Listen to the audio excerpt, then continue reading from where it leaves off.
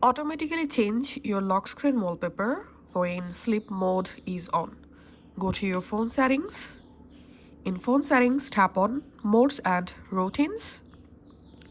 Tap on Sleep. And here, we have to tap on this lock screen under Appearance section. And now you can go ahead and select a different wallpaper for your sleep focus mode. So I'm going to selecting a different wallpaper from my gallery, maybe this photo. And here I'm just tapping on done.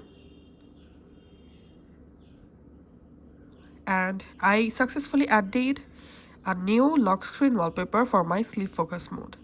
Now before turning on my sleep focus, I'm going to show you my current lock screen wallpaper. So this is my current lock screen wallpaper. Now I'm going to turning on sleep focus mode. Let's lock our phone again.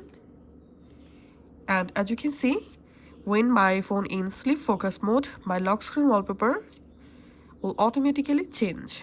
That's it.